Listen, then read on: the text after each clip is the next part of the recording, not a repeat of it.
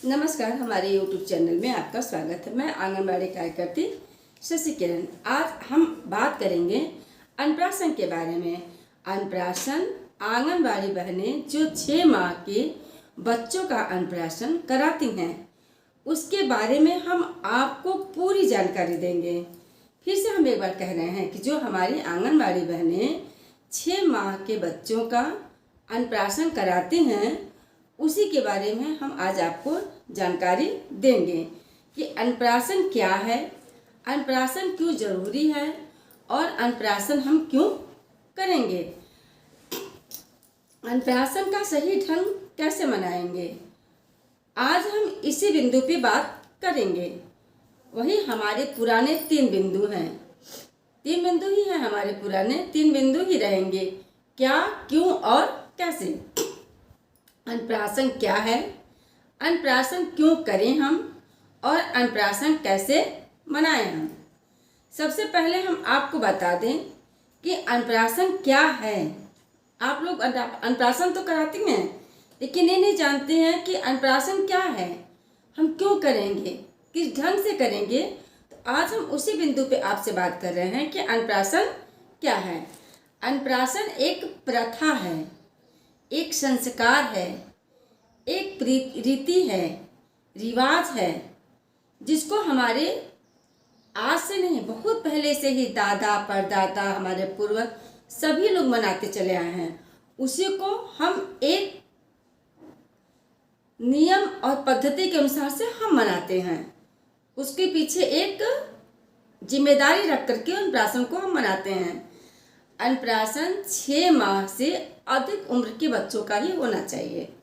जो बच्चे हमारे 6 माह से कम हैं, उनका अन्नप्राशन नहीं होता है। याद रखेंगे, जो बच्चे हमारे 6 माह से कम हैं, उनका अन्नप्राशन नहीं होता है।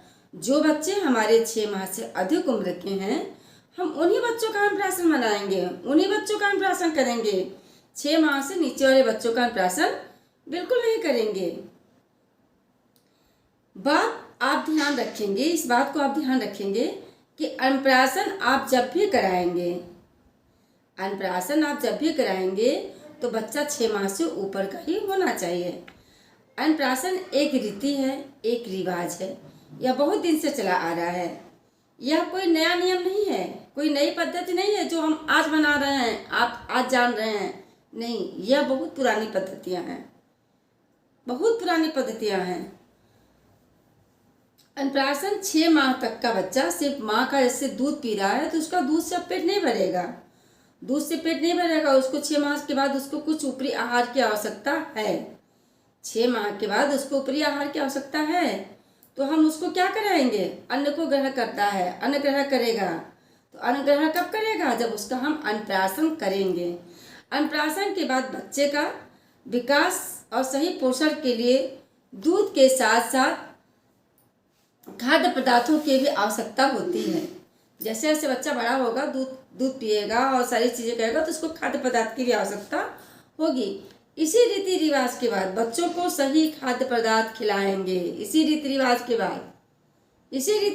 बाद बच्चे को हम सही खाद्य पदार्थ खिलाएंगे।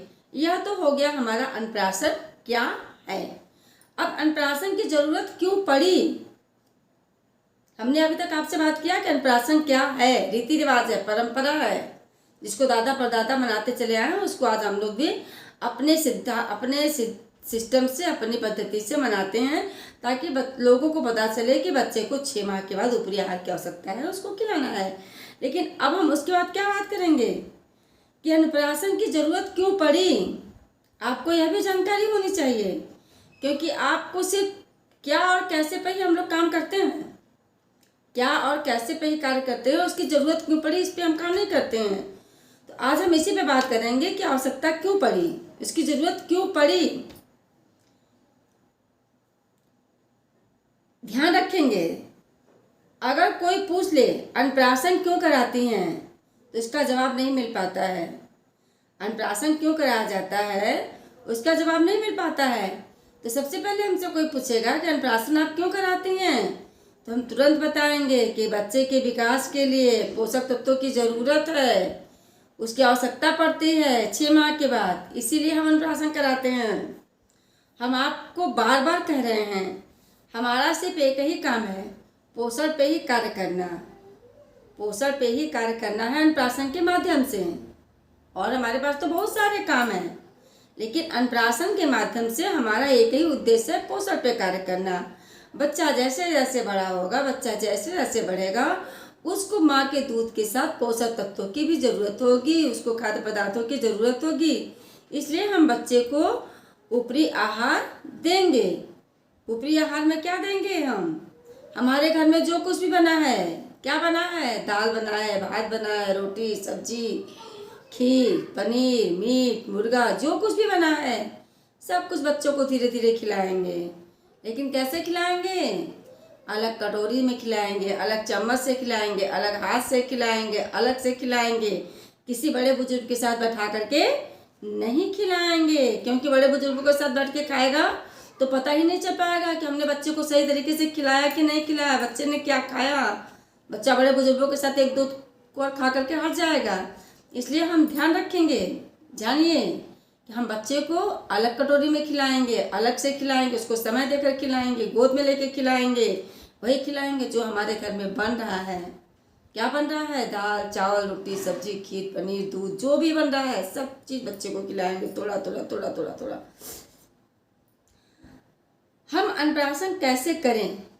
बहुत सारी बहनें होती हैं, एक कटोरी मंगाई, चम्मच मंगाई, खीर उसमें थोड़ा सा खिलाया, ले आई और बच्चे को थोड़ा सा चिखा दें और अन्नप्राशन हो गया।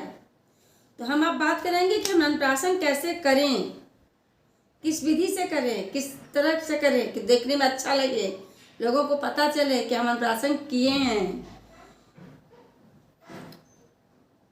मैंने फिर कह रही हूँ कि बहनें क्या करती हैं, कटोरी चम्मच लेंगी, खीर लेंगी, खिलाएंगी, फोटो खींचेंगी, रजिस्टर पर दर्ज कर देंगे आज दिनांक कितने कुछ बच्चे का अन्नप्राशन किया गया। ऐसा नहीं होना चाहिए। आप अपने आंगनबाड़ी केंद्र पे जिस बच्चे का अन्नप्राशन कराते हैं, जिस बच्चे का अन्नप्राशन कराना चाहती हैं, उस बच्चे के माता को, पिता को, उसके घर में जो बड़े बुजुर्ग हैं उनको बुलाइए, गर्भवती महिलाओं को बुलाइए, धात्री महिलाओं को बुलाइए, 3 से 6 वर्ष के बच्चों की जो माताएं हैं उनको बुलाइए, 7 माह से 3 वर्ष की माताएं हैं उनको बुलाइए, सबको अपने केंद्र पे बुलाइए। बुला करके उस बच्चे को बैठाइए, सबको लाइन से बैठाइए, अच्छे से बैठाइए, कुछ उनसे बातें करिए, कुछ उनसे चर्चा करिए, बच्चा कितने महीने का हुआ, हम यहाँ पे क्यों उपस्थित हुए हैं, मेरा क्या कार्य है, क्यों आप लोग यहाँ आए हैं, सारी बातें उस पर चर्चा होनी चाहिए, ताकि आने वालों को भी पता चले कि हम यहाँ क्यों आए हैं, मेरा क्या उद्देश्य है। तो अन्नप्राशन करने का सही ढंग क्या होता है? अन्नप्राशन करने का सही ढंग होता है कि चीज़ें बहुत सारी होनी चाहिए। ऐसा नहीं है बहुत सारी चीज़ तो हम बताने लगेंगे तो बहुत सारी चीज़ें होंगी, लेकिन हमको क्या क्या उसमें रखना है। अच्छा रख लीजिए, रोड़ी रख लीजिए, थोड़ा सा चावल रख लीजिए, दीपक रख लीजिए, एक माला रख लीजिए, 10-15 रुपये का एक झुंझुना आता है, झुंझुना रख लीजिए, कटोरी चम्मच और उसमें खीर बने हैं, खीर रख लीजिए। उसमें खीर ही मत रखिए, कुछ नमक के भी आइटम रखिए, नमक और मीठा, बच्चों को नमक भी जरूरी होता है, इसलिए नमक और मीठा दोनों रखिए। इसके बाद सबको लाभार्थी को सूचित कर दिए हैं, सभी लोग आ गए हैं, उपस्थित हो गए हैं, सबको बैठाएंगे, कुछ चर्चा करेंगे, बातें करेंगे। इसके बाद हम बच्चे को क्या करेंगे, बच्चे को हम थोड़ा सा माथे पर उसके टीका लगाएंगे, चावल लगाएंगे, कुमकुम लगाएंगे, उसकी आरती करेंगे, उसको एक माला पहनाएंगे बच्चे को।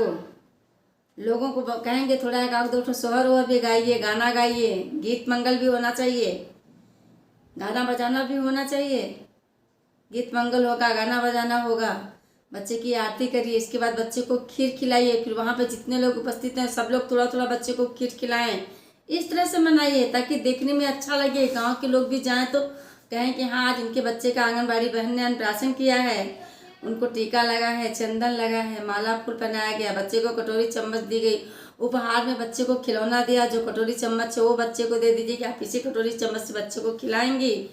ऐसे मनाना चाहिए, ऐसा मनाएं कि लोगों को पता चले कि आज हमने अन्नप्राशन मनाया है, अन्नप्राशन का क्या उद्देश्य है।